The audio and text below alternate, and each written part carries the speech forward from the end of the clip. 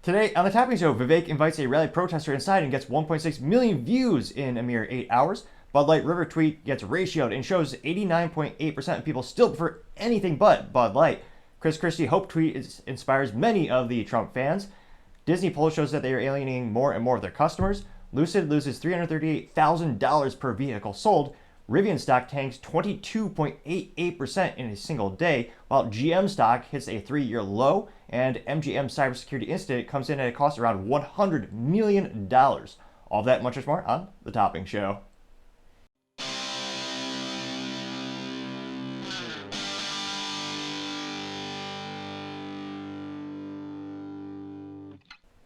Thank you everyone for taking the time to tune in today. Today's episode of Topping Show is sponsored by Topping Technologies. Topping Technologies is an IT value-added reseller and services company with a special proficiency in IT security. Heck, I see their founder released twice today. Gotta say he's quite handsome and brilliant.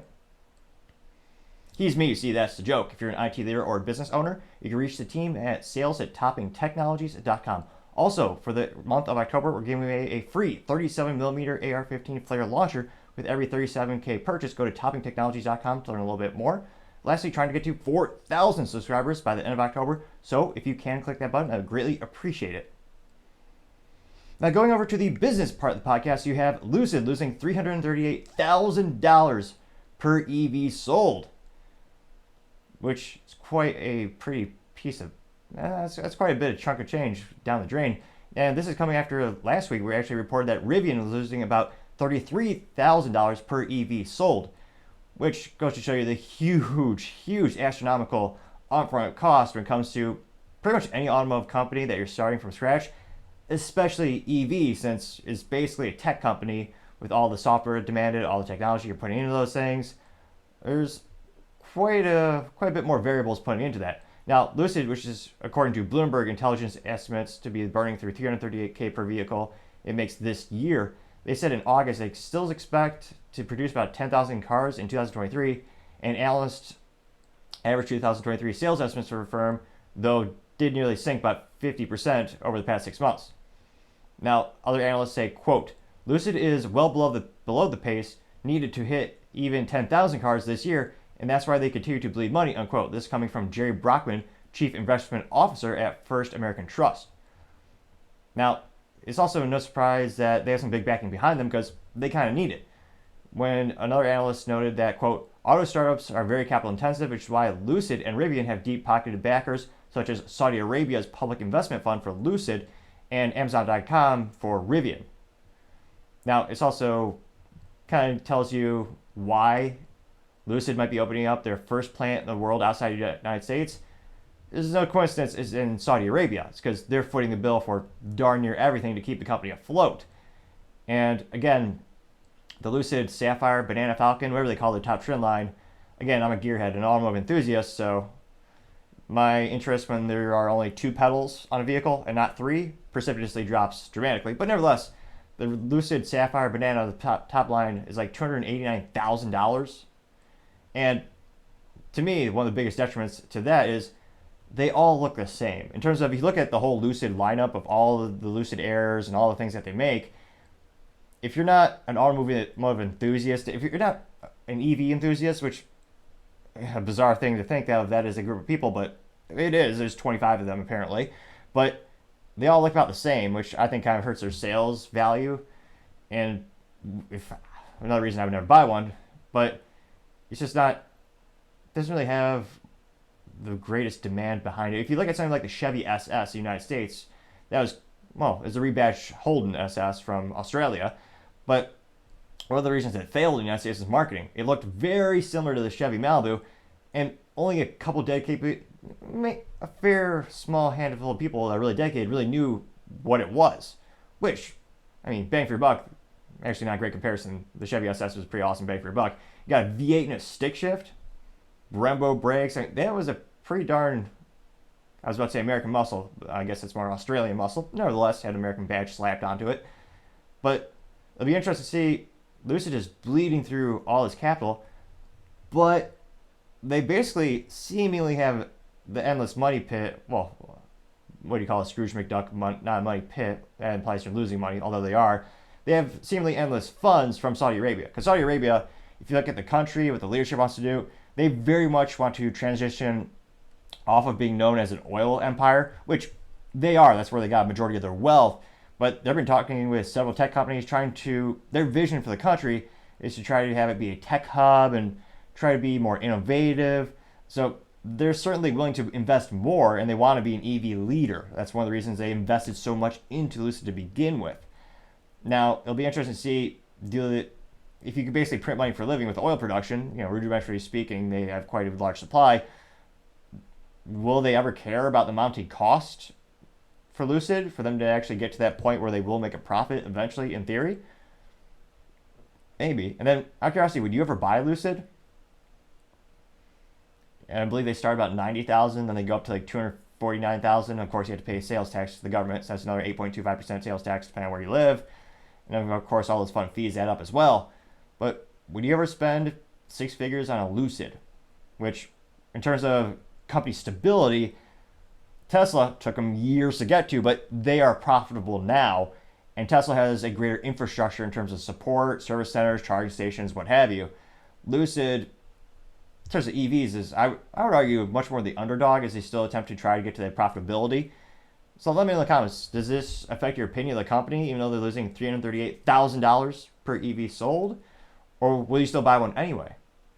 It'll be interesting. Anecdotally, speaking, I was going to say, it's not such a displeasure. I really don't enjoy malls or shopping. But I did walk past some strip malls when I was going to a lunch meeting for a customer. And interestingly enough, in this higher end neighborhood, they have those little feature stores where they don't legally sell the car, but they have like the showroom for Tesla, and then a couple doors down was Lucid.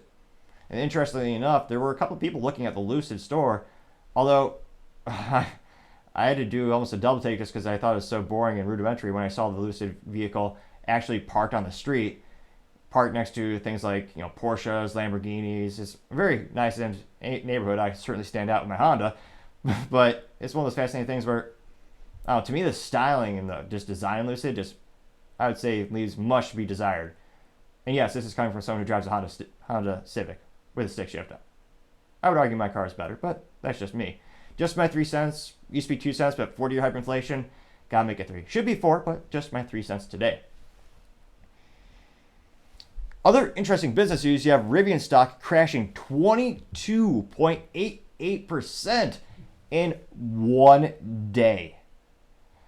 That is an impressive amount of ineptitudes for a publicly traded company. You usually have to try to be that bad or to fail that hard. That is terrible. Now, this is coming after a couple days earlier. Last week, it was actually announced, they're losing $33,000 per Rivian sold, which, again, for a lot of startups, especially automotive, very capital intensive. You have not just the software development teams, you have the assembly lines. Understand, there's a huge upfront investment for automotive companies especially, so I'm not too surprised they're losing that much money per vehicle. Still not as bad as Lucid losing $338,000 per EV sold. Now, it looks like the stock actually went down last week to $18.27 per share, which, that's pretty bad considering what they came from. And the other reason I do not give financial advice, and I always tell people, if you're entrepreneurial inclined, one of the best bets you can make in life, just bet on yourself. Start a business, start a side hustle. You learn a lot about yourself, and you might even have some fun and might be able to prosper as well. Needless to say, I'm glad I did not invest my funds into Lucid when they had their IPO, or Rivian when they had their IPO. I mean, with Rivian, unfortunately, I feel bad for a couple of friends who did invest in them because Rivian, aesthetically speaking, their truck is very uniquely designed. And although I would never own it because it only has 2 pedals, which why would you ever want a boring life like that? Everything should have 3 pedals. It should always be manual. You pay more attention, you have more fun. But nevertheless, I know some people want to acquiesce to technology and EVs. But aesthetically speaking, it does look very unique. And for what it is, I can appreciate the styling of it. It turns head. I mean, it'll make you turn your head and look twice.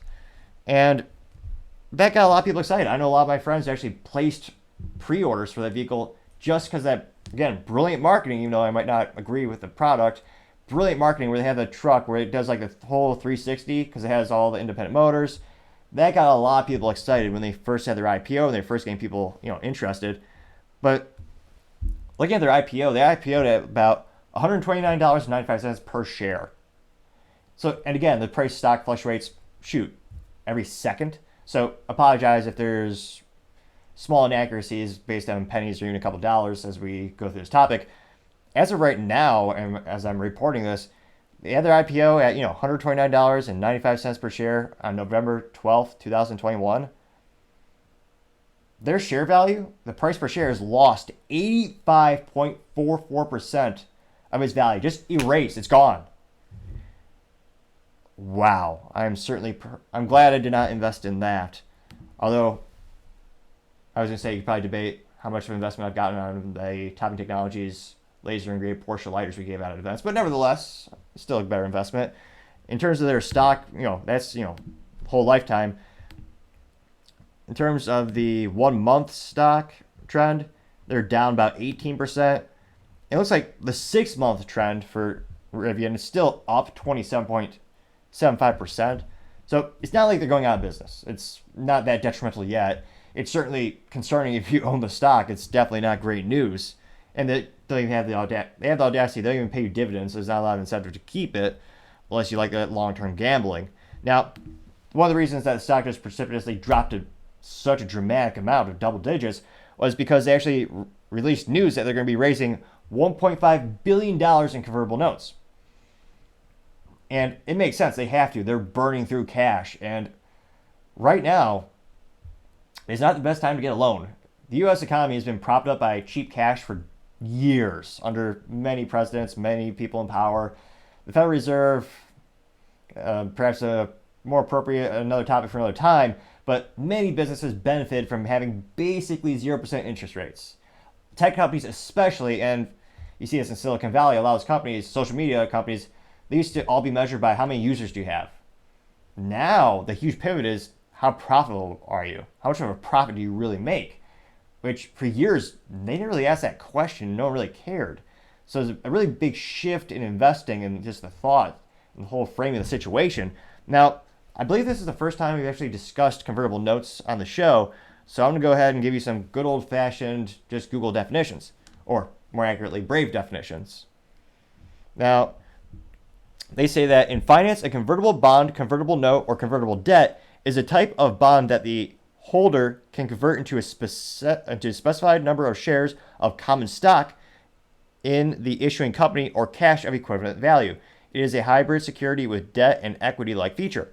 The downside is convertible notes have the potential to be dilutive and dilute earnings per share when they are converted into shares. Moreover, conversion by large note holders can lead to a shift in voting rights and control of the company to those new shareholders, unquote. So, rudimentally speaking, when the stock is diluted, one of the reasons you look at the Shark Tank, great show, they talk about, are you really sad you weren't able to invest in Ring? The Ring camera is a $1 billion idea. Amazon bought it for $1 billion. Didn't you lose out? And a lot of them will bring up the point of, well, not really, because everyone who invested in the company, their shares were heavily diluted. Because, again, that was a very capital-intensive investment for Ring to be successful, and they had to keep raising money again and again and again, taking in more money, taking in more investors, and the percentage that you own, your shares and how much you have, it became more and more diluted, so it was worth less and less and less. So that's the downside of that situation. That's why a lot of sharks really weren't too sad that they didn't have the opportunity or they chose not to invest in Ring because the shares were diluted so much because they had to keep raising money. Same situation here, or somewhat of a similar parallel, both tech companies.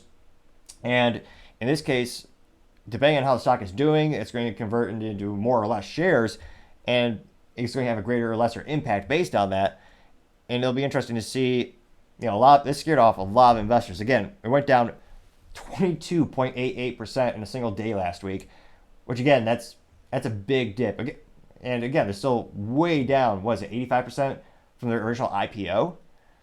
And part of the precarious, troublesome thing with EV companies is I can't help but think a lot of them are propped up by false hopes in terms of everyone has the FOMO, the fear of missing out, because every company, every investment firm, every person keeps kicking themselves for not buying Tesla stock.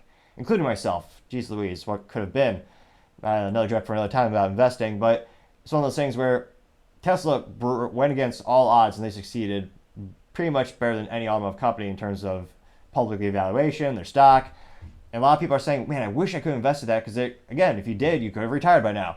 So every time there's a new EV company, they keep thinking it could be the next Tesla. That's what everyone keeps saying.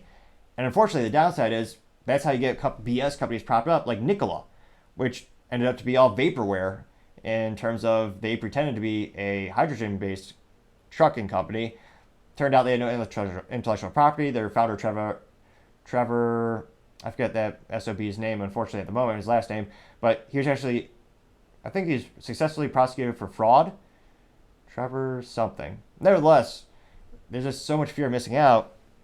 It'll be interesting to see how many people really have confidence in these companies based on concrete statistics, concrete evidence of them coming out with current product. I mean, in terms of EV startups, Rivian's ahead of the game in terms of they actually made a product, which just that in and of itself is a huge achievement because so many companies don't even make it that far. So they're getting products, they're on the streets, and they had, in terms of like having a recall, they've had one major recall, or a recall that affected the whole fleet. I believe it's just because there's a loose nut. And that's not put on Washington, D.C. Politics later in the show. But they haven't had anything that's too detrimental. And nowadays, most automotive companies have a lot of recalls, and people are more forgiving than they used to be, I believe. So it'll be interesting to see, how does this affect your perception of Rivian? Are you still a fan of the company? Another issue is, with these EV companies, another reason why I prefer 3 pedals and an internal combustion engine, my car could be fixed by Bob down the street, or myself if I were to be so inclined to dust off the manual. But with an EV vehicle, if Rivian goes out of business, who supports your vehicle? No one. It's locked down. You can't plug in your computer and actually diagnose it and fix it. It's all locked in, proprietary, just like an iPhone. And equally as disposable, I would argue as well, if there's life cycle management. So that's another issue I don't think people are thinking about in terms of long-term ownership. That's another risk that people are taking on when you're having a newer company like Rivian. So does that affect your decision if you were to purchase this vehicle? Or, like me, if you were to buy a truck, would you want the one truck in North America that still comes with 3 pedals? The Toyota Tacoma. Can't believe, it's so sad that all other trucking companies have acquiesced to having 2 pedals. How boring, how sad. Again, a very rare fun experience. I implore everyone to buy something with 3 pedals if they can financially do so, and enjoy that experience while they can. Or vote differently. We'll see what happens. Time, as I would say, shall tell. Other interesting business news, you have General Motors stock hitting a 3-year low last week partially because of more recalls, which the fact that they haven't hired Arnold Schwarzenegger to make a parody of Total Recall where there's just a logo of General Motors is beyond me. Perhaps they'll use that for the thumbnail for the individual clip of this. But for how many recalls GM has had throughout the years, they certainly deserve a trophy for it. I know they already have all the trophies from J.D. Power. They have a whole warehouse, I'm sure, in Detroit with all the J.D. Power awards they've gotten throughout the years. Some might say I'm just a little bitter because GM killed the Corvette in terms of the new Corvette only has 2 pedals, even though 19 to 23% of the last generation Corvette were people enjoying it with a stick shift, a manual transmission, as every good car has. For literally decades, since 1950, was it 6? The Chevy Corvette had a V8 and a stick shift. Mary Barra, what are you thinking? But nevertheless, GM, they decided to make the new Corvette with 2 pedals, and they're even going to make it with a EV drivetrain as well. Part of me just died a little inside. Again, it's a sad state of things at GM. It's one of those things where if you want to make an EV sports car, okay, do that. But why are they doing this to the Corvette? Is it similar to Ford bastardizing the Mustang name with the Ford Mustang E-Mach, which, again, the only thing Mustang about that is them stealing the logo and slapping it on there. But nevertheless, in terms of their stock and their recalls, it looks like the stock fell 4.3% last week to $29.72 per share. And this is following a report that at least 20 million other vehicles were constructed with potentially dangerous airbags. Jeez Louise. And this is also a downside of automotive communities. You have hundreds and thousands of suppliers that you work with. Because most of the components with the exception of Tesla, they don't make them themselves. So like when you buy a GM vehicle, more often than not, they do make the engine, they make the transmission, the body panels, the frame, but a lot of stuff, especially electronics, they actually farm out. So that's why when you see like an airbag recall, like Tata a couple years back, it affected pretty much every brand in the automotive community, which is why it's interesting this affected their stock so much. Where again, this is a airbag recall, which GM is not making airbags. Oh dear God, I can only imagine the type of vehicle. If GM made the airbag, how would you trust your life to that vehicle? I would say most people would say certainly not. But interestingly enough, it looks like this one is 20 million units. Jeez Louise. And it's fascinating with the UAW strike going on where they're demanding 40% raise. Well, I guess now they've acquiesced to, I believe they're, 30% raises in addition to a bunch of things that subsequently was a contributing factor to why GM went bankrupt in 2009. Same with Chrysler. Ford, by the skin of their teeth, did not go bankrupt, partially because of very fortunate timing on the loan that they took out before the 2008 recession. Now, of all the arguments for people saying CEOs and executives are overpriced, they always compare it to the salaries and the wage earners of the average employees, which, again, is apples to oranges comparison. It's a completely different job, completely different hours, completely different responsibilities, different acumen. You can't compare it. If you want to talk about executive pay, I would say one of the good indicators that if you wanted to justify it for yay or nay would be the stock price, where I would actually argue GM CEO Jim Farley is underpaid considering how well Ford has done with their stock price the past 3 years under his leadership as the CEO. He was previously the Ford president. Now with GM, I think if you could probably argue she might be overpaid because their stock past 5 years, it has not been great. It's been, I think it went up or down by not even 2%. So not even consistent gains in the market. Now, it looks like for this recall, they said that a number of the vehicles affected by the airbag issue have been previously disclosed and make GM among the most exposed in a push by U.S. auto safety regulators to recall 52 million airbag inflators designed by Tennessee-based automotive supplier ARC Automotive, this according to unnamed sources, citing in the report. So this is even worse for American made too. It used to be with the Tata recall, I believe it wasn't Japan. They were manufactured overseas, and they're it's a very similar issue with the combustible cartridges, because when you have an airbag, you do of course have the actual bag, but then in order to have the bag inflate, you have the propellant. So very similar to like if you ever played with an airsoft toy when you were a child, or a BB gun where you have the little CO2 cartridges. It's a very similar use case where they have those little cartridges in the vehicles, and upon impact they discharge to inflate the bag, and the bag inflates to protect you. Now, it looks like the inflators have been known to explode with too much force during a vehicle crash and send metal shrapnel flying through the vehicle's interior. At least 2 people have died as a result of this issue, and several others have been injured.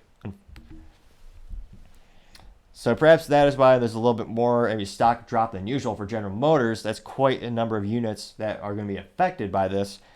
And unfortunately, it's already been detrimental, and there's already been loss of life, so it's even worse. And I'm very sorry to hear that happen to them. It'll be interesting to see, out of curiosity, how many of you would buy GM stock right now? In terms of if you look at stock prices and the automotive community, I mean, to Ford and GM's credit, they do pay dividends. That is, if you look at companies these days, it's kind of a hit or miss. I'd say it's not extremely common, but it is an upside to purchasing those companies because it gives you an incentive to not sell the stock. And it's basically them rewarding you for being a shareholder. So to GM and Ford's credit, they do pay dividends, but if you had to invest in one automotive company, you have $100 you want to put in the stock market, who would you choose?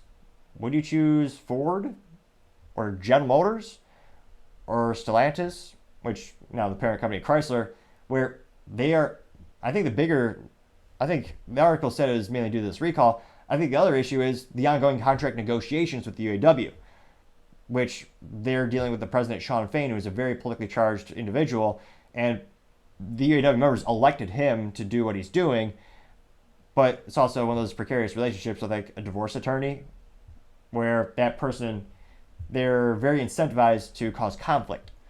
And no matter what happens, the price of their labor is going to go up exponentially. Even though the price for them is already the most expensive in the industry, Tesla has a lower labor cost. Their vehicles are actually cheaper than the average price sold in the U.S., astonishingly enough. And the quality's better. Except, again, I was going to say long-term reliability. Let's throw that out the window because, again, it's an EV, basically disposable. But where would you put your money? Do you think is this really the issue that's causing people to sell their GM stock? Or are they just continually worried about Mary Barra's idea to transition the company to be an EV company? Which, that's a big risk. I would say GM is one of the best V8 manufacturers on the planet. They do it quite exceptionally well. I mean, the heart of the Corvette for decades. Controversial, I know, when they first invented the Corvette, they actually had it with a straight six. Can't imagine that. I almost shudder in disgust thinking if they had never moved away from that. But GM made a great V8, and they used to make great stick shifts as well. The Cadillac CTS-V is phenomenal. I had the privilege of driving one of my friends a little while back, and it is a feat of engineering and quality.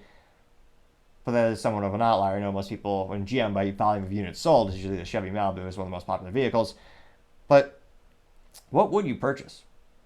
It's a big risk. Going to EVs, that's not the core competency. They have made the Chevy Bolt in great units have sold, so they're getting there. But they're moving away from what they do best to something where Tesla's the industry leader, bar none. So it's a completely different thing.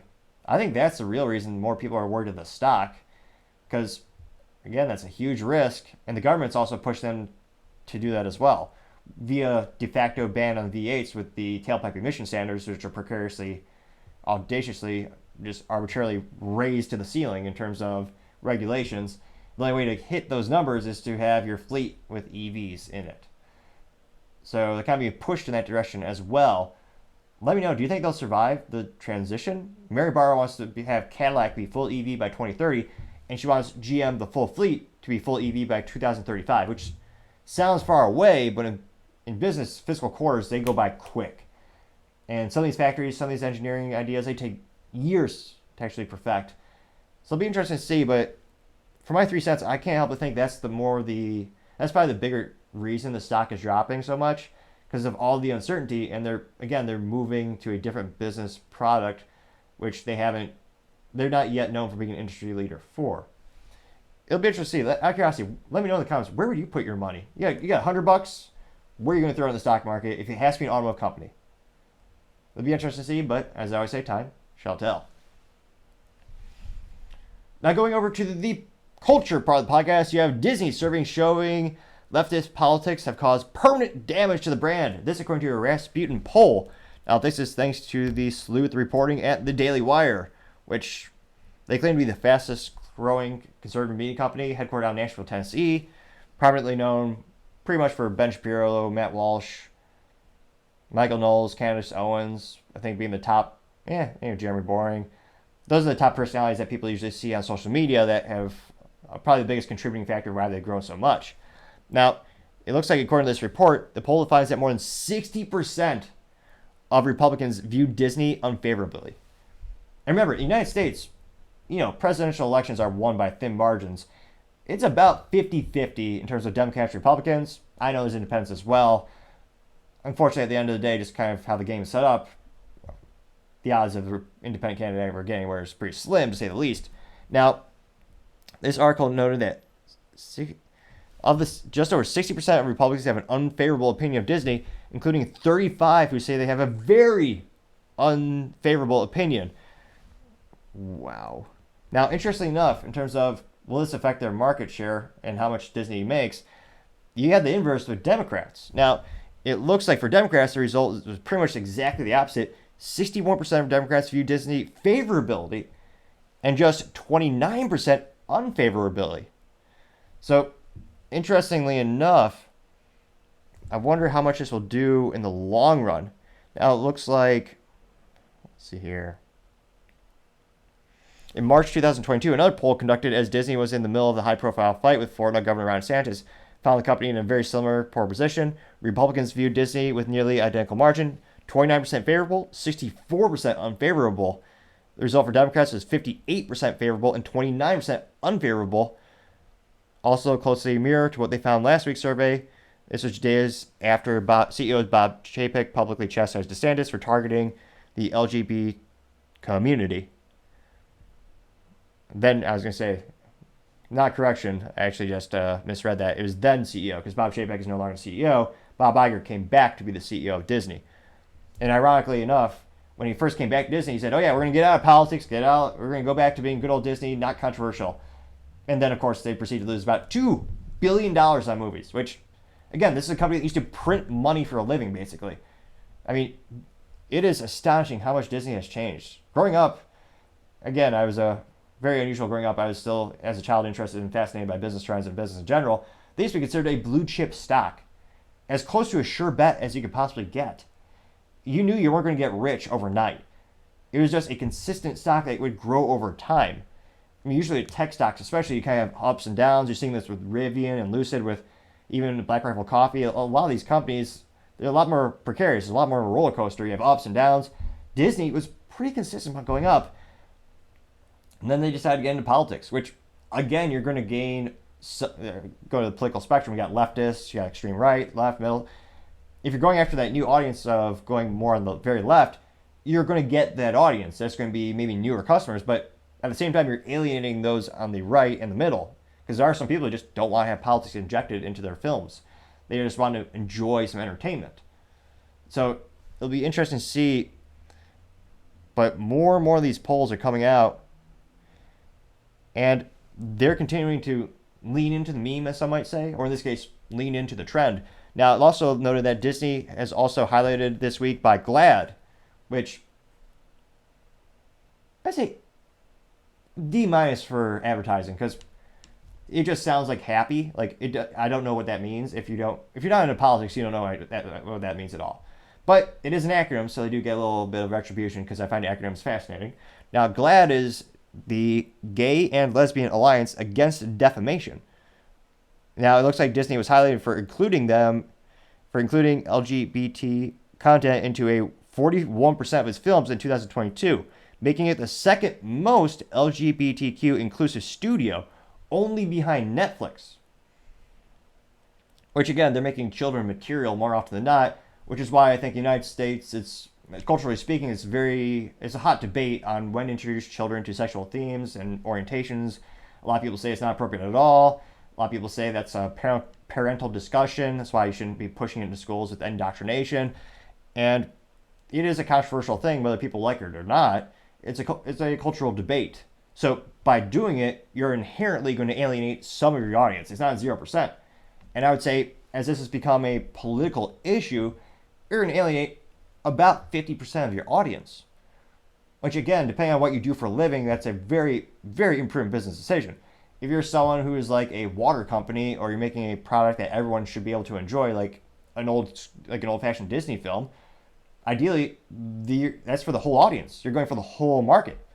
If you're someone like the Daily Wire or Black Rifle Coffee, where you're a politically oriented company, you're going more for the right side of the political aisle, well, then it makes sense for you to cover topics with that in mind, and you have those types of framing devices and have those types of conversations. That makes sense. Like, the Daily Wire is a politically based media company. It makes sense for them to talk about politics. But Disney, there was no reason for them to lean into this. There's no reason at all to actually have these things in children's films and animation. But by doing so, they're alienating some of the market. And their stock has rewarded them accordingly. Which, again, stocks are very precarious in terms of they change on a minute basis. But we're just looking up Disney stock, which, again, it used to be a blue chip stock, as stable as... I was about to say, what's stable in the United States? As stable as the value of lead or ammo. It usually goes up over time if stored properly as well. Although, again, not financial advice. Now,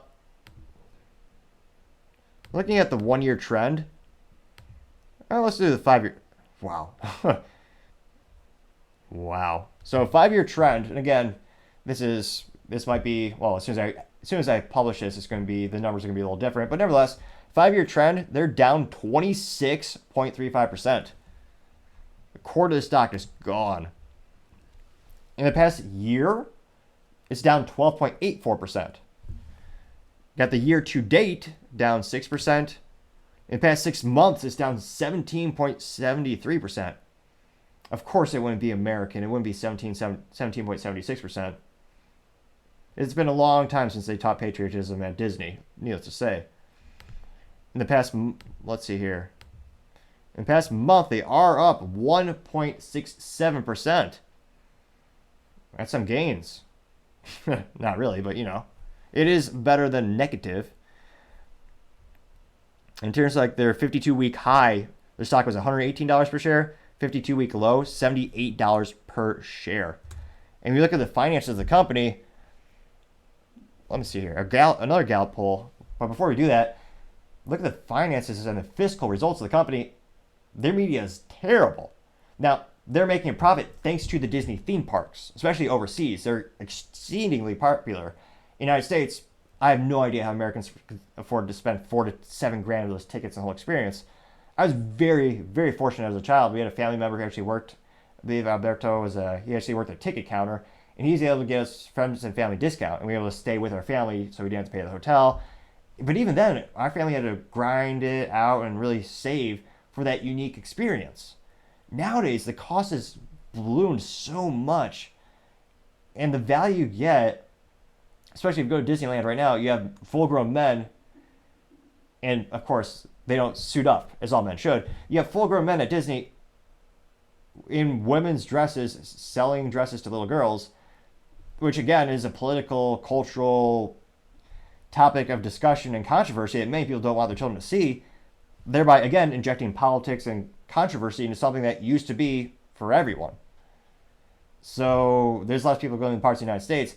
Their media in the United States, again, movies are losing about $2 billion collectively, and the streaming service Disney Plus is still not profitable, which is pathetic to say in and of itself, because just think of how much vast intellectual property Disney has.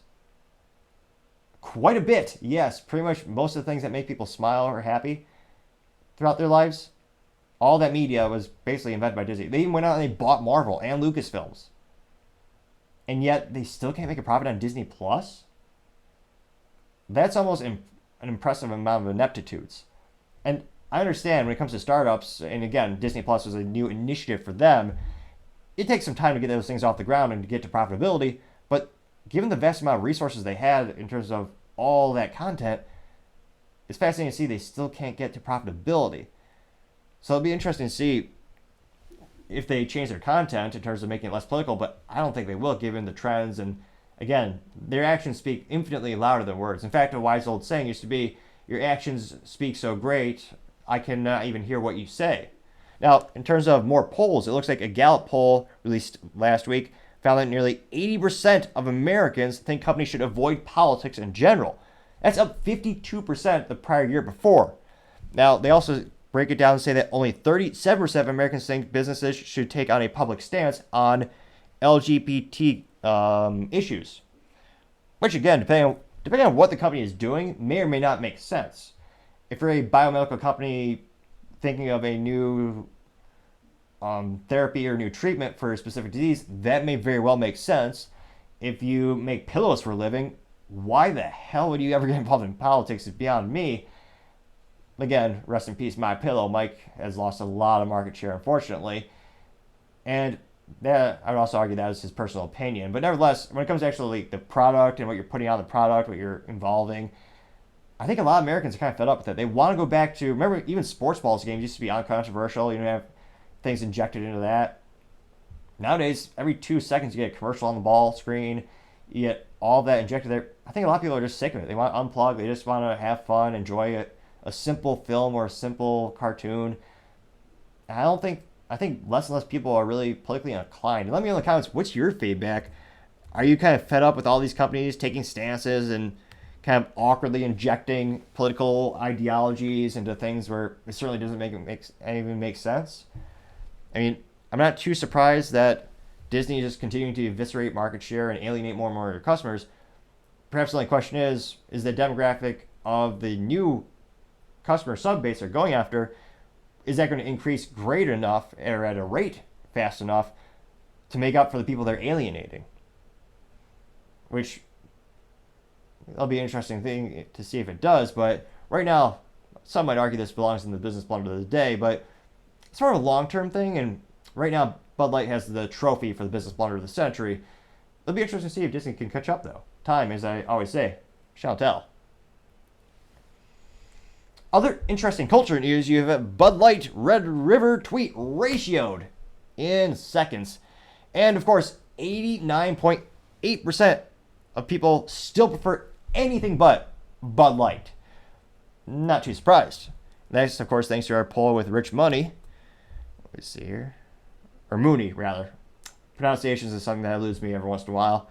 Now, in terms of the tweet that Bud Light attempted to make, and again, I believe we've thought of 9 things that Bud Light could be used for. Because, again, Bud Light, the only way they're having any social media success in terms of not having more negative comments than positive is having the Bud Light sweepstakes where you could win a case of Bud Light, which people always ask, like, you know, they have that old cliche saying someone could be a winner and a loser at the same time. That's the perfect embodiment of that metaphor. If you win a case of Bud Light, you technically won it, but it's a good example of how you can be a winner and a loser at the same time. And I've thought of 9 legitimate use cases for the Bud Light. Thanks to someone in the comments, I greatly appreciated. We came up with a 10th. You actually could, and again, sometimes depending on where you live, you have water outages. Sometimes construction workers accidentally hit a pipe, and there's no water. But you still need to do things like flush your toilet. So, traditionally, you would go to the big box mart, you buy gallon jugs of water, you fill up the reservoir in your toilet, so you flush it, the water will replace it. However, being cheaper than water, and a better use case for it, you can actually use Bud Light for that very same instance. Again, disclaimer, I'm not a plumber. It might be so toxic and the taste so bad, the fumes in the bathroom might cause probably irreversible brain damage. I was going to say, I dare not experiment in that result. But let me know in the comments, would you want me to come up with a video? Again, it would take some time, but 100 new use cases for Bud Light. Again, it would take many man-hours to come up with that list, but I'd be willing to do it for you, the fans. Now, going back to the specific tweet from the Bud Light, they say, quote, Red River Rivalry Weekend only comes once a year. Remember that, unquote. Which begs the question, Red River, I thought was a drink and a bar. So what does the Google say it is? It surely has to do with sport balls. They're certainly not sponsoring anything interesting these days. So Red River Rivalry. Red River Rivalry, commonly referred to, again, I'm certainly no doctor for the Mayo Clinic. However, I have a theory. If you click the subscribe button, it may cure my stutter. Again, it's not 100% fixed. It may just be temporary. It might just help a little bit. But it's never been tried before, and it could very well may work. Click that button, and together we will see if we can somehow cure that here and now, or eventually. Now, going back to the Wikipedia, it says the Red River Showdown is the rivalry is commonly referred to as the Red River Shootout, or alternatively, the Red River Rivalry or Red River Showdown. It looks like it's an Oklahoma-Texas football rivalry and a college football rivalry between the border rivals, Texas and Oklahoma. First played each other in 1900. That's quite a long rivalry. Looks like it's, what is it, University of Texas versus Oklahoma University? Interestingly enough. Yeah, needless to say, when it comes to Bud Light sales figures, when I'm at the big box mart, and I am in the best state in the union, I'm a little biased there, Texas, there is plenty of supply and not so much demand, at least when I walk past the aisle. Now, again, it's a big company. Lots of people follow Bud Light, mostly for entertainment, but 43.3 thousand people saw that. So that's pretty good reach. Not to brag, but I did have 18 people saw my tweet last week. Humble brag. Well, though I would say quality over quantity. They're the best 18 people in the world, presumably. Probably, most likely. Now, of the 43,500 people who saw this Bud Light tweet, how many liked it? Maybe 1, 3, maybe a couple thousand. I mean, 43,500. That's quite a bit. 136 people liked the tweet, which means not even the people working at Bud Light went on the Twitter to like it, or the X, whatever you want to call it, social media app these days. Now, I know public schools are all-time low, especially for mathematics, partially because they're too busy teaching orientational things. So we're going to do a little bit of fun math here today. So you got 136 likes divided by 43,500. That gives us a number of 0.003126. Now, to turn it into a percentage, we multiply that times 100. That percentage means 0.3126% of people saw that tweet, liked it. We have now performed more mathematics than some public schools, which is saying something. Now, that means basically no one liked it. Now, let's go to the comments. I wonder, the real question is, are the real comments, and are they positive? I would say the odds are probably not so much, but we shall dive in and check it out. Now, someone appears, this might be a real person. We'll have to do some sleuthing right here, right now. Mr. Kool-Aid Poppy. This person says, Red River Shootout. Which, talk about, that's not very original in terms of a response. They're just saying what it is. But 2 people did like it. Now, Mr. Kool-Aid Poppy. Okay, that's just... There's something about an adult man getting a custom sports balls jerseys with a made-up name on the back of it. I'm not going to say F for marketing because it does get the point across. I know you have a silly name. Although, I would say no, we're going to change it back to an F. Not a single picture of the Kool-Aid man or a Kool-Aid product. False advertisement to say the least. Now, this person does have 571 followers. Not to brag, but I have 238 of the best followers ever, bar none. Again, quality over quantity. And it looks like this person reposts something for Texas football. Texas will never be back. Let's go Phillies. What? All right, so he's certainly not a Texan. His bio says Europe. So he looks to be... Yeah, he looks real. No one... He's getting a lot of posted no likes. Not to brag, but last week I did get 2 likes on my tweet. Maybe even 3 by now. You never know. I might have to check that. So he looks to be real. All right. Looks to be a sports balls fan. Now, his response to Bud Light got 2 likes. What else is there? This can't be real. Someone named John B says, quote, just got back, again, not a doctor, but click the subscribe button. It may cure my stuttering. As I try to slow down and enunciate more and more, appreciate the comments and the feedback. That might also be a fix as well. We don't know, but it can't hurt to try. That's all I'm saying. Mr. John B says, quote, just got back from the liquor store with a case of Bud Light. I'm set, unquote. This can't be a real person. This person got 2 likes. We got to dig right. Let's dig right in. All right, Mr. John B. Let's look at his profile right now. He's got 67 followers. All right.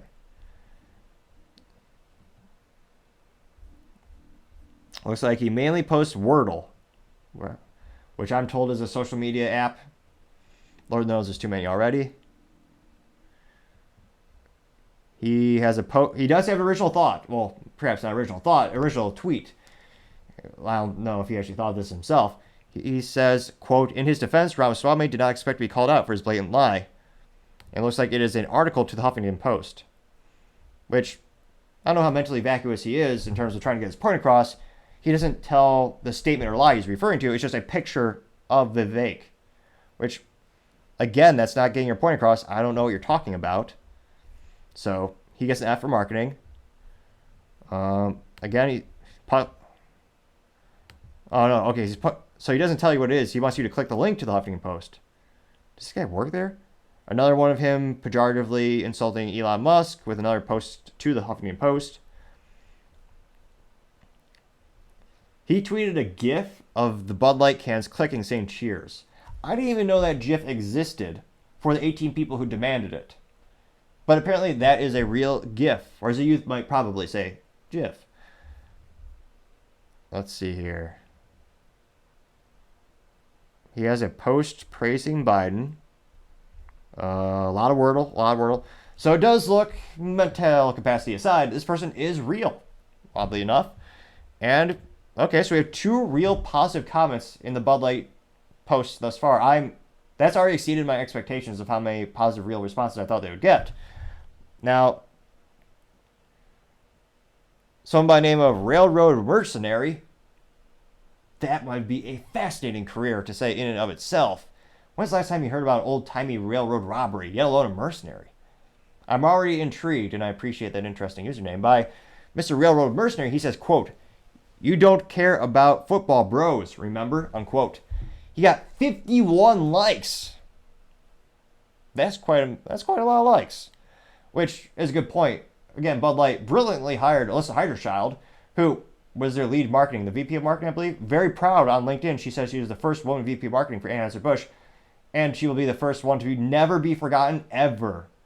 She'll be written down in every legitimate business book for the next couple decades or centuries. She'll be known as the biggest business blunder of the century.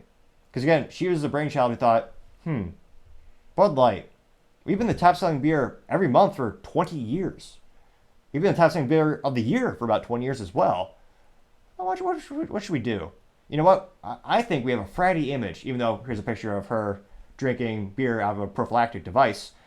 And you know what? We're going to hire Dylan Mulvaney, a very controversial figure, a trans activist, someone who celebrated 365 days of womanhood by, many would say, pejoratively putting on a woman face and doing stereotypical activities, and actually bizarre activities like dressing up in high heels and prancing through the woods, which I did consult my female family members. Women do not do that. But Dylan Mulvaney claimed they did. And they got a special can with Dylan's face plastered on it, gave it to Dylan, who, again, Dylan's average audience, when you look at TikTok, is about 15 years old. And Bud Light goes, that's our new spokesperson. And their sales just crashed about 30%. Fiscal Q2, they lost $400 million in sales compared to the same fiscal quarter last year. And every week, their sales are down by about 30% by sales and 26 to 27% by volume. Needless to say, that is a business blunder of the century. Fascinating how the CEO is still gainfully employed. Brendan Whitworth, former CIA operative. His job is somehow still secure. Now, that's why he's saying you don't care about football bros, because she said they're too fratty. Interesting business decision. Now, it looks like our friend Mr. Rich, where is it? Where did his post go? Rich Mooney said, quote, responding to at 10 Barrel Brewing, recently sold, i.e. freed by Anheuser-Busch, is openly celebrating no longer being affiliated with the woke Belgian company, unquote. And he actually did a picture, and there actually is an article that goes to that individual company by the name of 10 Barrel Brewing, which Anheuser-Busch InBev recently spun off. They purchased the company years back, and now that they're bleeding funds, they sold off, I believe, 8 now of their craft brew brands, as they try to focus on the remnants of the business. And don't get me wrong, they're not going out of business tomorrow. Even though their sales for the specific Bud Light brand are down 30%, they still have 70% of the sales. And of course, the other brands, such as Budweiser, that's about 10% down in sales. And then Michelob Ultra, I believe, is on average about 4% down in sales. So again, they own like 40 brands total. So their stock has dropped about, $26 billion? And their sales are dropping, but they're not going to go out of business yet. And yes, they are based in Belgium, in Bev. Though they do make great waffles and rifles and pistols in Belgium. Go FN Herstal. Now let's see what other kind of responses we have. Let's see here. See. Oh yeah, his Mr. Rich's his poll says Bud Light says they want us back, albeit not enough to address the marketing disaster with their customers. What will you have? The two options being 1, I love Bud Light. 2, Bud Light no way. And of course, of the 201 votes that were cast, you have, I was going to say need more props, maybe a little mini drum roll set. But nevertheless, 89.8% of people still prefer anything but Bud Light, which is still better than what it was a couple months ago when it was still the 90th percentile. Although, that being said, perhaps it's changing because Bud Light has been banning accounts left and right. I can only see this account through, interestingly enough, the show's profile. So at the Topping Show, I could see Bud Light, but at NICTOPPING, on my personal profile, they blocked it because I had the audacity to actually post a case of Yangling saying, thanks for the reminder, Bud Light. I just bought some Yangling for my podcast, interview podcast for the guests to enjoy. They thought that was pejorative, and they banned me for that hat. Really? Ridiculous. What other comments do we have in here? Mr. Eric James said, quote, I used to drink Bud Light when I watched football, just wasn't down with the whole movement that involves confusing and manipulating young kids, unquote. Person got 10 likes out of 207 views. Miss Lady Agartha says, quote, but boycotting your awful LGBTMICKEY mouse beer comes every single day, unquote, getting 35 likes and a moderate appreciation for a pun. That's pretty clever because Disney is their new target demographic is the LGBT community. So she's kind of mixing the two together with the Mickey Mouse, which is the iconic face of Disney. And I appreciate a good pun or a little mixture of words there. That's pretty good. Let me see here. Someone by the name of Heddle says the day we ask for fire? What? Is this a real person? Can't be. We shall investigate right now. So Heddle looks like she has 13.1 thousand followers. Quite a bit. Let's see. Ooh. She's reposting. Got some cat memes. A dog dancing. Okay. Captain America. Cats. Bees. A gif of a dog. So, even though this person did not get any likes for that statement, it appears to be a real person. Interesting. Someone by the name of Eat at Jones claims or says, quote, a round of Bud Lights for my friends, unquote. Which that would actually be one of the best hilarious gestures of like friendship. If you're at a bar and so says you're with the guys and you go, yeah, next round's on me, and you go, oh yeah, let me buy everyone a Bud Light. You have the idea of trying to be generous because you're trying to buy someone a beer, but all the guys immediately would be like, oh, no, thanks. Dear God, no. So the thought was there, but you know they're not going to take you up on that offer. Now, interestingly enough, my anecdotal experience recently had a sports balls event for prospective clients for my IT company. We had about 20 folks in the sports box. Not a single person ordered a Bud Light product. Interestingly enough, I'm much more interested behind the business of sports balls teams, and I was very much more interested in the business talk than the actual event on the field. I was fascinated to see the real winner in the room in terms of the beverage people chose more often than not is Shiner, which is a great Texas-based beer. It was not Bud Light. And I suspect that sales trajectory won't turn out anytime soon. Let's see. Someone by the name of Bob Brooks says, quote, I will remember to never drink your horrible tasting and political beer ever again, unquote. Got 21 likes. Oh, this is good. So let's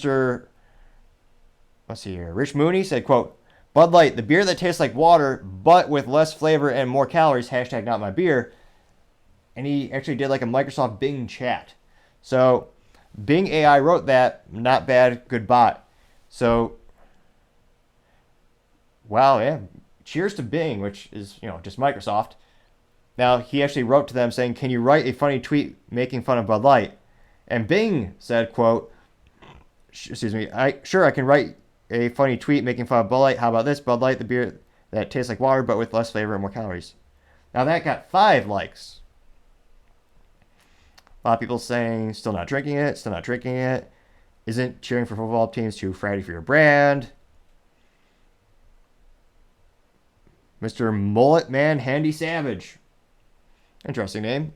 This person says, quote, do I have to get a sex change to drink your product, unquote. Person got 4 likes. Mr. SM Samega said, quote, I used to drink Bud Light, but I'm not a tranny now, so now I drink Coors, unquote. Person got 12 likes. Although, interestingly enough, if you look at the events these companies are all sponsoring, Coors, I believe, still does sponsor LGBTQ events. So, again, I don't know if they're sponsoring drag shows. That's a more recent phenomenon in terms of marketing and advertising, because Bud Light sponsored gay pride parades for decades, like literally about 30 years, I believe. But it's only the past 2 or 3 years that people are starting to notice these new events with newer corporate sponsorships. Little ADHD thought there. Mr. Frank Boot Girl said, quote, "Oh, remember, all right," unquote. Got 13 likes. Oh, Mr. Derek Mesker with a profile picture of Yangling, which I appreciate, says, quote, "Tuck your sack back," unquote. Got 20 likes. So I'm trying to see. I'd say, what? Oh, there's a lot of gifts. Now let's have some, let's see here. I'm not seeing a lot of real positive ones. Now, we go to the fun part, the hidden responses, the ones that Bud Light really doesn't want you to see. Let's see here. Someone actually just has a picture of cases of Bud Light, and they have, I don't want to say they get a D- for marketing, but it looks like it's rudimentary in terms of they just took printer paper and a little Sharpie. But nevertheless, the idea is, it gets across. They simply had a little picture of paper, or a little paper pasted onto the Bud Light cases, calling it tranny fluid. They got 10 likes. Of course, no one can see this unless you click that button that says show hidden responses. Let's see here. One has a Photoshop picture of, what is it, George Floyd, the officer, on top of George Floyd, only it's Dylan Mulvaney on top of the can of Bud Light. I got 9 likes before Bud Light censored it. The classic picture of Lister Heiderchild standing over the grave, the meme where we had the gentleman standing over the grave doing the peace sign. Only they photoshopped his face off and put Lister Heiderchild's face on because it's our idea. And the tombstone says Anheuser-Busch 1876 to 2023. That got 7 likes. And so did the same thing. It looks like, trying to think of how to say this appropriately. Oh, you have a picture of someone who had top surgery, and it says Bud Light, the surgery that makes cutting off your private parts seem like a good idea. And there's many of those that are, it's just the same thing again and again and again, usually getting to 6 to 12 likes. Many of the Lister Heiderchild on the grave. Let's see here. Needless to say, many things I dare not describe. Some of them with the Pride Parade where you have naked men in front of children. That looks like Bud Light is sponsoring. Let's see here. Oh yeah, Lister Heiderchild with the meme saying "Too Friday for me, bro." I got several likes. Needless to say, when it comes to Bud Light on the Twitter sphere, they were reversely ratioed, as the youth might say. Now, let me know in the comments, do you think, will they ever stop trying with social media? For months, they actually went without tweeting at all. And I've yet to see a tweet that's really positively received, especially when it's specifically Bud Light in their handle.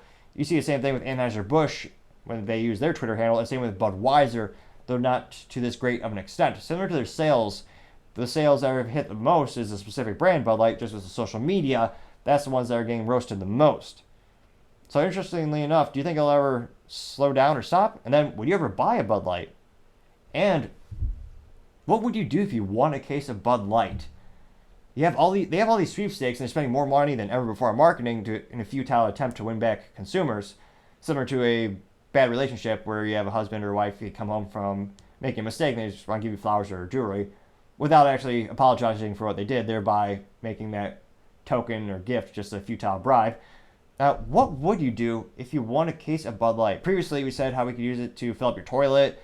Thanks to a comments section, we had that idea. I previously thought that you can use it for ballast if you were to have a hot air balloon. Although, if you were to actually have it as ballast as a hot air balloon and you cut it off to have the balloon go up higher, the Bud Light hitting someone in the head would debatably be less severe for their health than ingesting the product. So that was our 9th idea, or perhaps 10th. I'm just thinking off the cuff here, pun moderately intended. What would I do if I won a case of Bud Light? There's so many things you could do with it. I think I previously said how you could use it to fix the roads in America because the roads are built so poorly and they just basically disintegrate after a couple uses. I would Maybe so you could lay down the aluminum cans. Maybe you could use them for public roads. What else could you possibly use it for? Well, it is aluminum. They're infinitely recyclable. You can melt it down and turn it into car parts or rifle parts. What else could you do with that liquid? If you want a case of Bud Light, it may be so abrasive you could use it to clean chrome, very similar to Coca-Cola, though that's mainly due to the phosphoric acid, I believe, where you can actually use Coca-Cola to clean chrome bumpers. It's not, well, wouldn't really recommend it. It's kind of sticky, but because of that acid, you can actually use it as a cleaning agent. So maybe you could do that with Bud Light, but I got Colonel an idea. What legitimate thing could you do with Bud Light?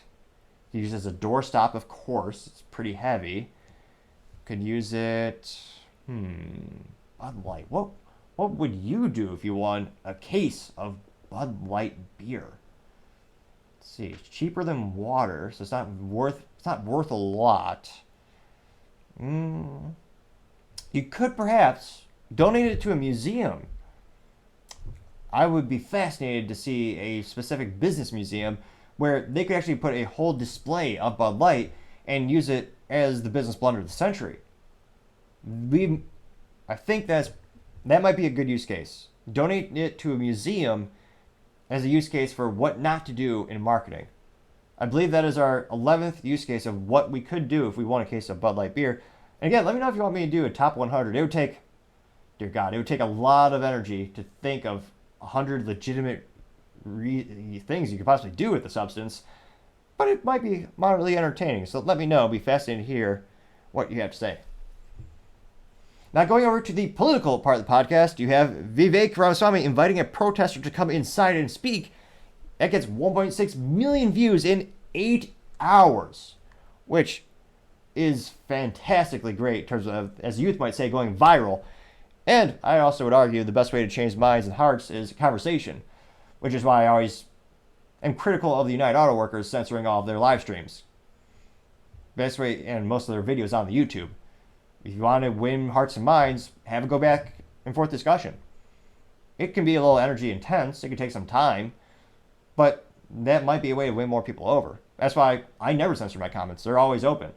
With the only ironic time when they were censored is when YouTube, I made a video talking about YouTube censorship. That video in and of itself, YouTube overrode my decision and they actually shut down comments completely. The other 2 times was talking about Bud Light shutting down comments on Twitter, and another video lambasting Bud Light as well. Fascinatingly enough. Now, when it comes to the specific tweet, this comes from Mr. Colin Rugg on the Twitter, or the X. Interesting note. Let me know in the comments, in your social media sphere, do you ever, when talking to friends and family, do you call it Twitter still, or do you call it X? I can't help but think we all just kind of still call it Twitter, even though I know that probably makes Elon die a little bit inside. But at the end of the day, marketing is it's a very interesting thing, and people are kind of set in their ways when it comes to the identity and the knowing of Twitter. But nevertheless, this comes from Colin Rugg, and he says before the video, quote, Vivek Ramaswamy invites a protester who kept shouting outside of his event inside. After confronting him, the student kept making excuses for why he couldn't come in. My stuff is out there, it's raining. I actually told I couldn't bring signs. All bark and no bite. Brilliant move by hashtag Vivek Ramaswamy. And as of reporting, it's actually up to 4.5 million views.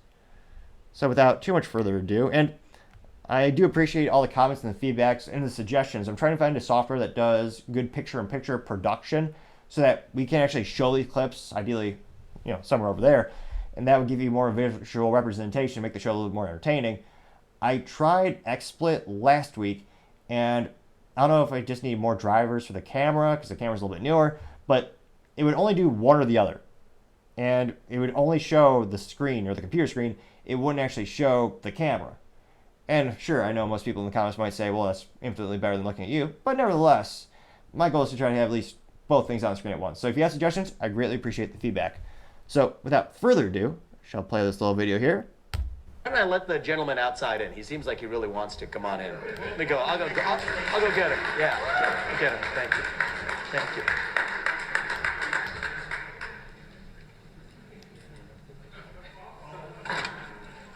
Hi there.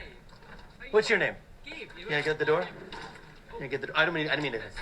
What's your name? No, I was just gonna invite you in. I didn't expect them to come. What's your name? My name is Gabe. And are you a student here? I am. We actually spoke. We did? Yeah, I answered the gun question. Oh, you did? Okay. Yeah. Would you like to come in and join us? Because I noticed you've been very vocal for this. Want to come in? You're welcome. You don't have to. You don't. All my stuff is out here, and it's about to rain.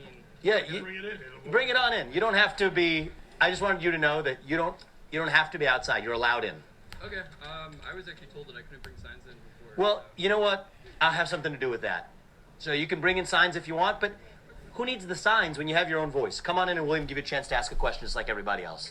Does that work for you? Because we've been hearing you from outside, but we might as well. I'm glad. I thought if we're going to hear you from outside, we might as well hear you inside. So come on in, man. Speaking a little bit quieter. Come on, we'll give you a hand. I'll give you a hand. Thank you. I really Thank you. appreciate that. Oh, actually, the strap is caught. There you go. Okay. Got him. Is that your water? Good. Yeah, this is all mine. Here, I'm used to Yeah, carrying come on in. equipment. Come on. We'll carry your water for you. Come on in. Unintended. There you go. Yeah. All right. Hi, Mike. Come on in. Join us. What year are you? I'm a sophomore. You're a sophomore? Yes. Okay, good. We don't. I've been outside of rooms I've tried to get into before. That's been frustrating. Yeah. So we. Fascinating. So it's also one of the fascinating things where you would never see another politician do this in terms of.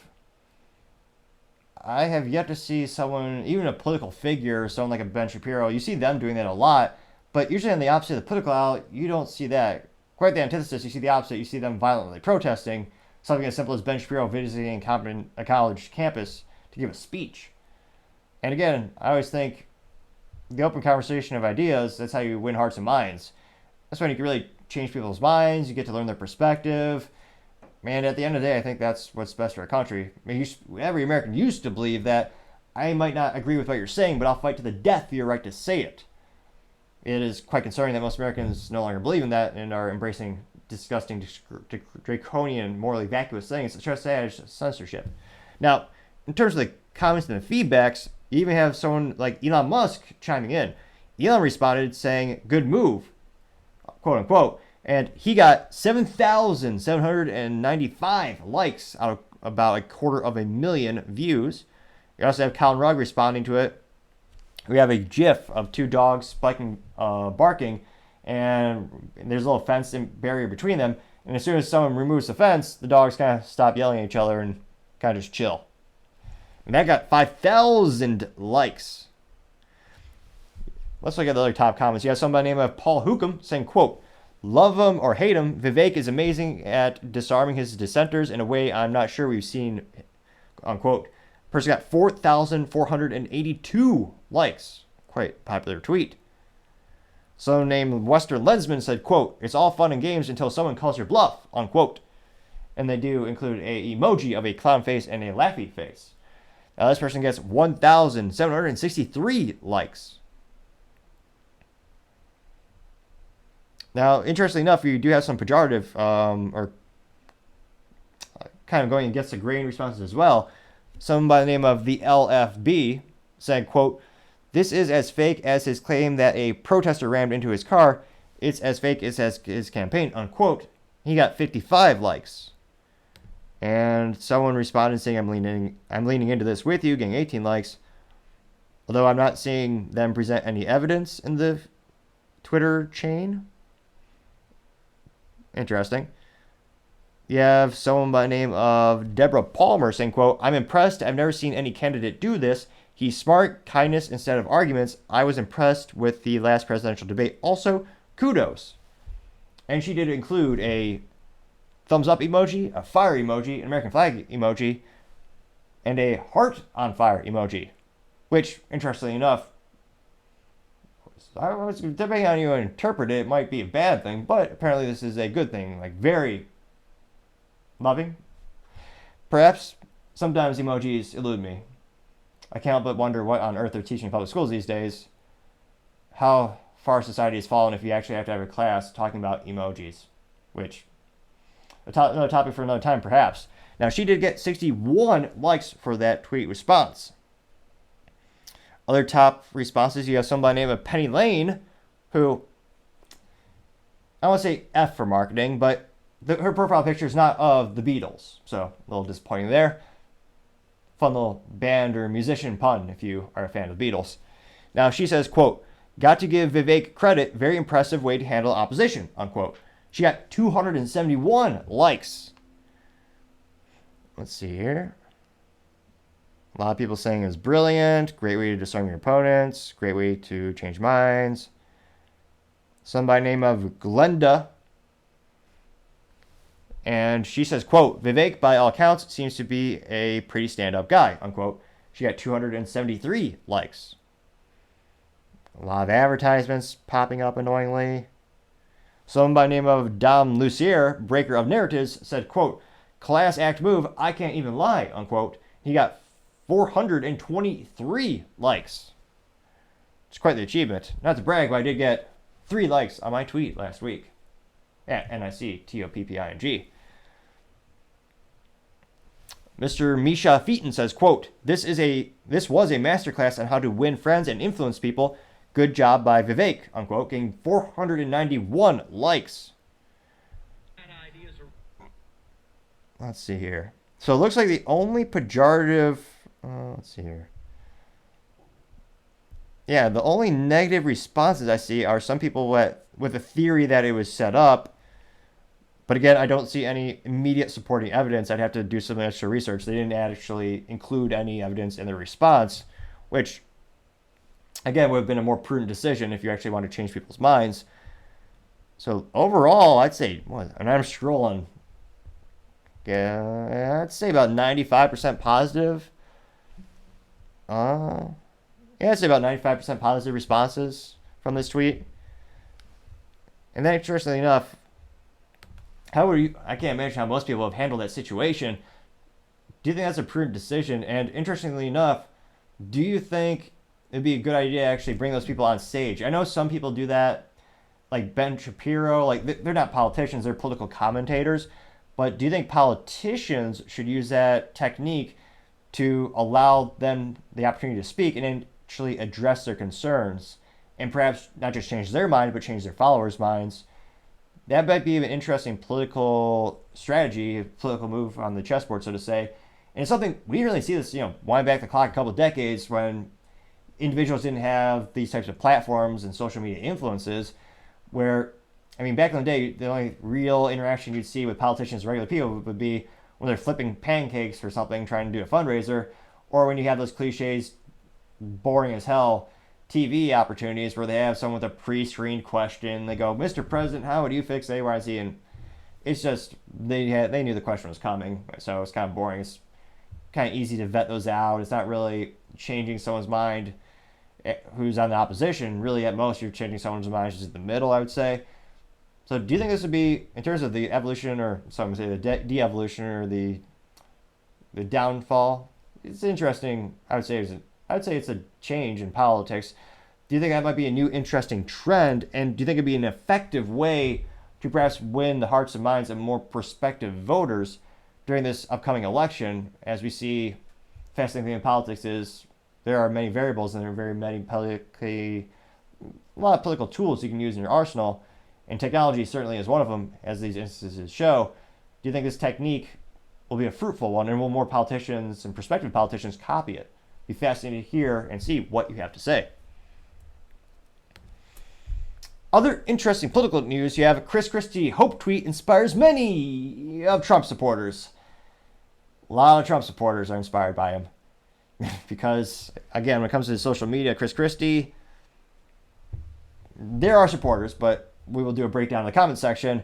They are not very popular. I mean that by quantity in terms of you see the responses. Now, Christie sent out a video, and perhaps you're grateful we do not have picture-in-picture since it is not very easy to digest for the eyes, to say the least. Now, he has a little statement before his video. His statement says, quote, vote for the person who gives you hope, who doesn't play to your fears but plays to your dreams, who doesn't play to your anger but plays to your aspirations. We need a president who makes us feel good about tomorrow. That's the type of president I'll be. Chip in $1 today to keep me in the fight and make that happen, unquote. And I was going to say, we'll break down the statement shortly, but his little video here is, he's a presidential nominee. Didn't even have, it blows my mind. Some of the most important moments of your life when you're running to become president, wasn't even fashionably prudent enough to suit up, as every man should. I suppose he's wearing a button-up, so that's something, but really, you can't suit up. Every man should always, just by default. But nevertheless, I shall play the video. The biggest thing I'd say to her is vote for the person who gives you hope. Who doesn't play to your fears, but plays to your dreams. Who doesn't play to your anger, but plays to your aspirations. At 18, man, life is nothing but tomorrows. Nothing but tomorrows. It's great. I wish that I knew at 18 what I know now. Man, I wouldn't have worried about half the stuff I worry about, right? It's all about tomorrows. Ronald Reagan was the guy I voted for because he made me feel good about what my tomorrow could be.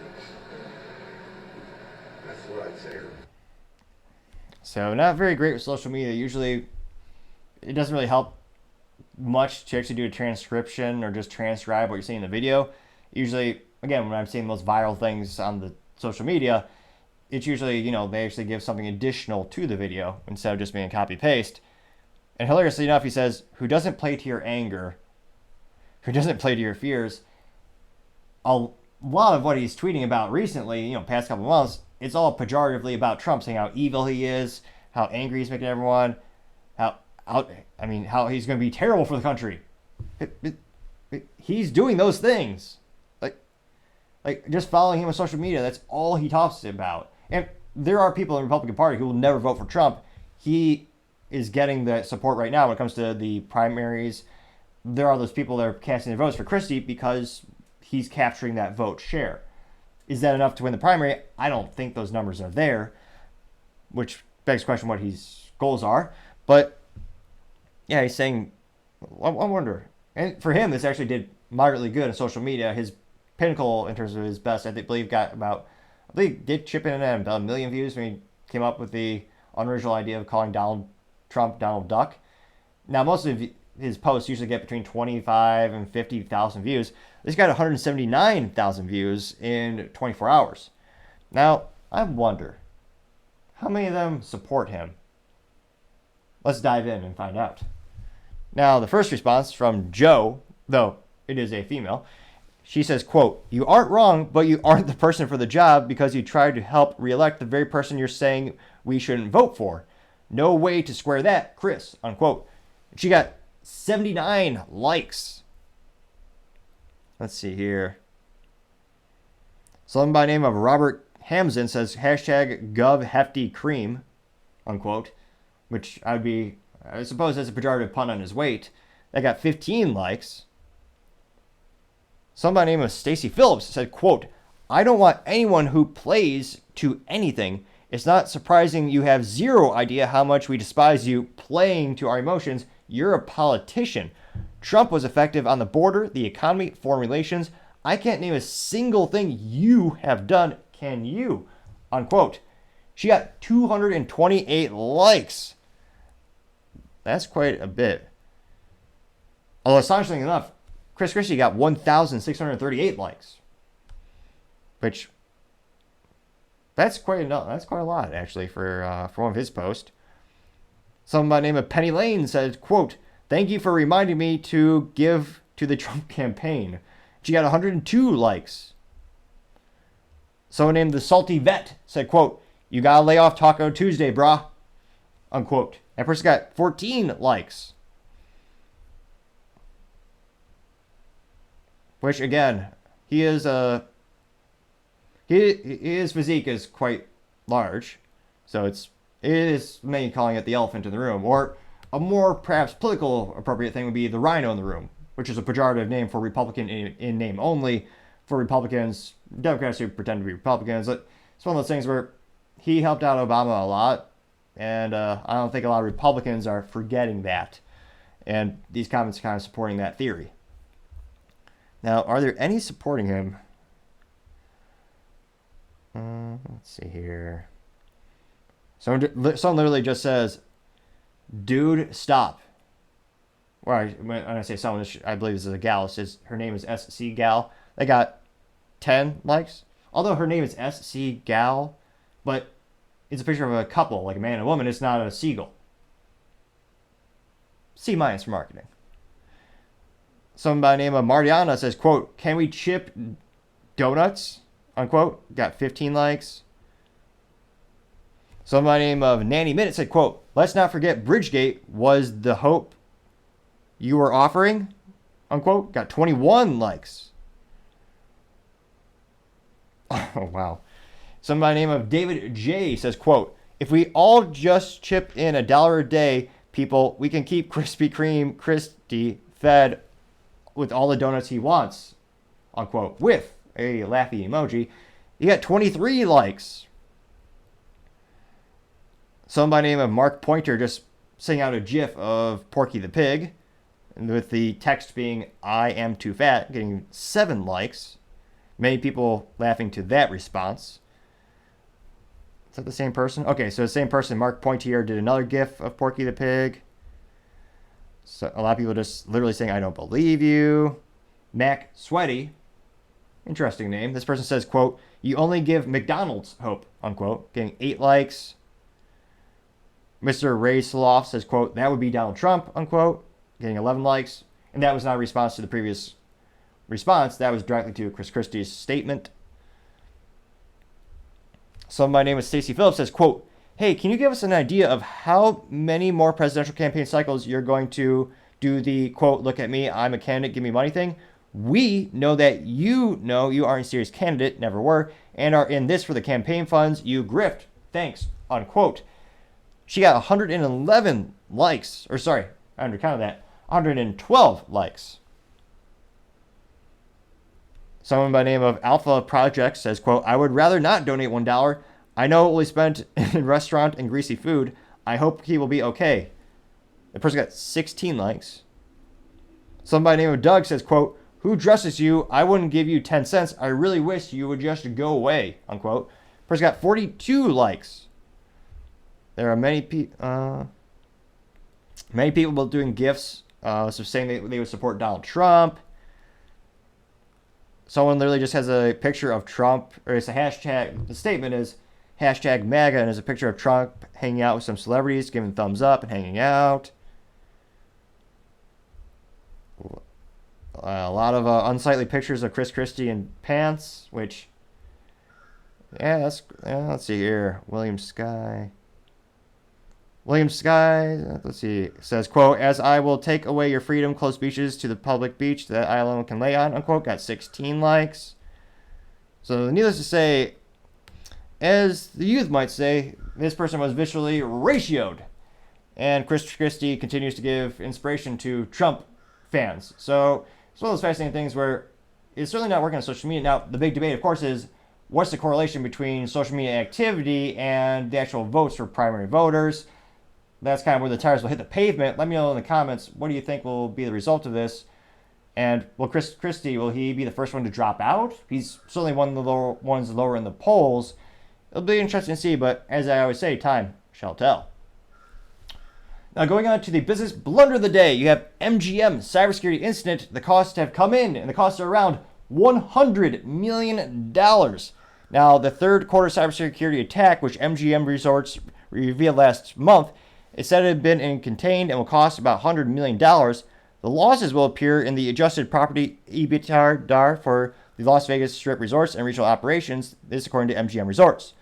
This noted that during the incident, some guests were temporarily locked out of rooms, electronic bookings were disabled, parts of some of the casinos were closed off, some of the machines were shut down, and it gets even worse. Some of the hackers actually obtained sensitive consumer data, including names, date of birth, driver's license, passports, social media numbers, and also, more importantly, social security numbers.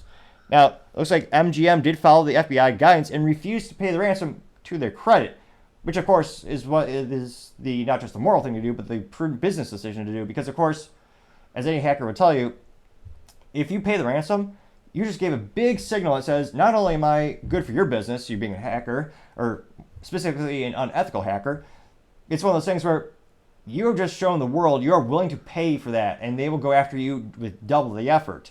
Also, usually more often than that, they're still in your environment. So even though they give you the key for that specific piece of ransomware, they're just going to ramp up something else. So not the prudent business decision to actually just pay it, because again, it's going to happen again and again and again, which is why when you see a lot of these articles about cybersecurity incidents, a lot of the times you're seeing the same victims. They're just seeing the same businesses that are getting attacked again and again because they keep paying. So, and also one of the biggest things, if you're in IT, test your backups of your data. And if you're not in IT, just a simple idea is if you have your smartphone, you have pictures on it, save your pictures to the cloud, but also save it to a USB drive or put it on an external hard drive. It's as simple as that. So when your phone gets infected, you don't care if it's locked, you just get a new phone and you have your pictures on that hard drive, get it there. Very simple analogy to try to put into a kind of an everyday life example.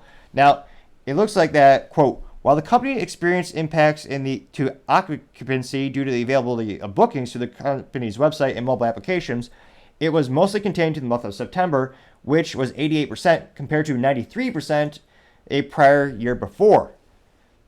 So that's good. It doesn't look like it was too detrimental in terms of, heaven forbid, if it was like a 50% drop in attendance, that'd be a huge fiscal impact, bigger than the one we're seeing here.